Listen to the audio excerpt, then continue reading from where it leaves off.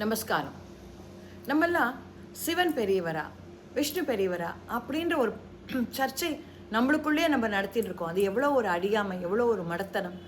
இது ஹரியும் சிவனும் ஒன்றுதான் அப்படின்னு சொல்லிட்டு பெருமாள் நமக்கு உணர்த்திய ஒரு தலம் இங்கே சென்னைக்கு மிக அருகிலேயே இருக்கிறது.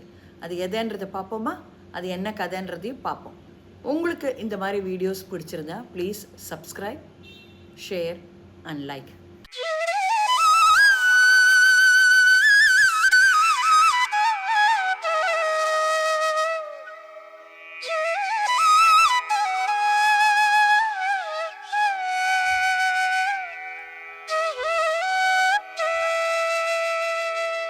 ஒரு தடவை புண்டரீக முனிவர் வைஷ்ணவ தலங்களுக்கு சென்று பெருமாளை, வேங்கடவனை, மகாவிஷ்ணுவை தரிசிக்கணும் அப்படின்னு சொல்லிட்டு ஒரு யாத்திரை போகிறார். அவர் அப்படி வரும் சமயத்தில் நாராயண சதுர்வேதி மங்கலம் அப்படின்ற ஒரு ஸ்தலத்துக்கு வர, அதாவது இது புராண பெயர். இப்பொழுது அந்த ஸ்தலத்தின் பெயர் காவேரி பாக்கம். அங்கே அவர் பெருமாளை சேவிக்கிறதுக்கு கோவில் உள்ள போகிறார். அங்கே போய் பார்த்தாக்க ஒரு பெரிய சிவலிங்கம் இருக்கிறது. இவர் என்ன இது, நம்ம பெருமாள் கோவில் என்று கேள்விப்பட்டு தானே வந்தோம், இங்கே ஒரு பெரிய சிவலிங்கம் இருக்கே அப்படின்னு சொல்லிட்டு திரும்பி வந்துடுறார். வெளியில் வரைச்சி ஒரு வயதானவர் அங்கே நின்றுட்டு இருக்கார். என்ன ரிஷியே திரும்பி வரீர் அப்படின்னு கேட்குறார். இல்லை, நான் பெருமாள் நினச்சின்னு வந்தேன், அங்கே சிவனார் இருக்கிறார் அப்படின்னு சொல்கிறார். இல்லையே, நீங்கள் பெருமாள் தான் அங்கே இருக்கார், வாங்க என்னோட அப்படின்னு சொல்லிட்டு அவர் தரன்னு இழுத்துட்டு போய் கர்ப்பகிரகத்துக்குள்ளே போகிறார். உடனே அந்த முதியவர் ஆவுடையர் மேல் ஏறி நின்று பெருமாளாக காட்சி தருகிறார். ரிஷியை பார்த்து உடனே சொல்கிறார், சிவன் வேறு நான் வேறு அல்ல, இரண்டும் ஒன்றுதான் அப்படின்ற. அது மட்டும் இல்லாமல் ரிஷிகிட்ட சொல்கிறார், ரிஷி, நான் இங்கே 3 கோலங்களில் உங்களுக்கு காட்சி தர விரும்புகிறேன். நின்ற கோலம், அமர்ந்த கோலம், பார்க்கடலில் உள்ளது போல கிடர்ந்த கோலம் ஆகிய 3 கோலங்களிலும் உங்களுக்கு காட்சி தருகிறேன். ஏன்னா பார்க்கடலில் சேவிக்கிறது அப்படின்றது ரொம்ப கஷ்டமான அரிதான காரியம். இங்கே பூலோகத்திலேயே அந்த 3 காட்சிகளையும் உங்களுக்கு நான் தர விரும்புகிறேன், உங்களுடைய பக்தியை ரொம்ப மெச்சினேன் அப்படின்னு சொல்லிட்டு பெருமாள் அந்த 3 கோலங்களிலும் அவருக்கு அங்கே காட்சி தரார்.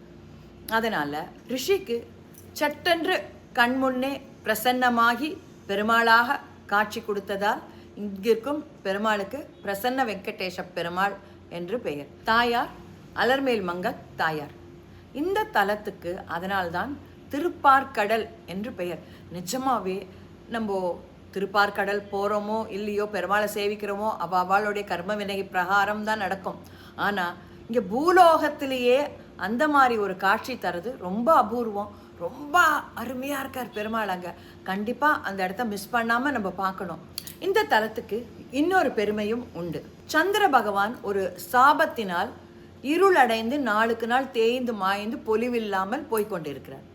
அப்போ அவருடைய மனைவிகளான ஒருத்தியான திருவோண தேவி, அதாவது திருவோண நட்சத்திர அதிபதியான தேவி ரொம்பவும் வருத்தப்பட்டு பெருமாள் கிட்ட கேட்கறச்சு, இந்த தலத்துக்கு சென்று பெருமாளை குறித்து பிரார்த்தித்தால் உனக்கு கேட்டது கிடைக்கும் அப்படின்னு பெருமாள் சொல்லவே, உடனே இந்த தலத்துக்கு அதாவது திருப்பார்கடலுக்கு திருவோண தேவி பெருமாளை நோக்கி தவம் இருக்கு.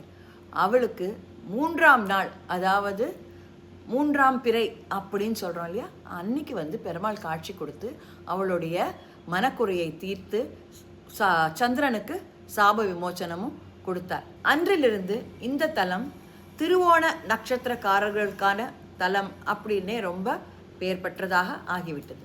திருவோண நட்சத்திரக்காரர்கள் அவர்களுக்குள்ள மனக்குறையையும் கஷ்டங்களையும் அவர்களுடைய நட்சத்திரத்தன்னைக்கு இங்கே பெருமாளை சேவிச்சாலோ, இல்லை 3ஆம் பிறை அன்றைக்கு பெருமாளை சேவித்து பெருமாளுக்கு திருமஞ்சனம் செய்வித்து பண்ணாலோ ஒரு நல்ல பலன் கிடைக்கிறது, அவர்கள் வேண்டியது கண்டிப்பாக நிறைவேறுகிறது அப்படின்னு சொல்கிறார்கள். அதை தவிர மாணவர்களுக்கும் இங்கே ரொம்ப அந்த புத்தி கூர்மை, ஒரு கான்சன்ட்ரேஷன் அதெல்லாமும் ஏற்படுவதற்கு பெருமாள் அனுகிரகிக்கிறார் அப்படின்னு சொல்லிட்டு சொல்கிறார். ரொம்ப அழகான கோவில். சென்னையிலிருந்து பெங்களூர் செல்லும் வழியில் ஒரு 90 கிலோமீட்டரில் காவேரி பாக்கம் அப்படின்ற ஊர் தான் இது. கண்டிப்பாக போய் பாருங்கள். சிவனின் ஆவுடை மேல் நின்று பெருமாளாக காட்சி தரும் கோவில் உலகத்திலேயே இது ஒன்று தான் இருக்கும். அது மட்டும் அல்லாமல் திருப்பார்கடல் பெருமாள் எப்படி இருப்பார் நம்ம பார்த்தது கிடையாது. ஆனால் அதை இங்கே கண்முன்னே நம்மளுக்கு பெருமாள் காட்டி கொடுத்திருக்கிறார்.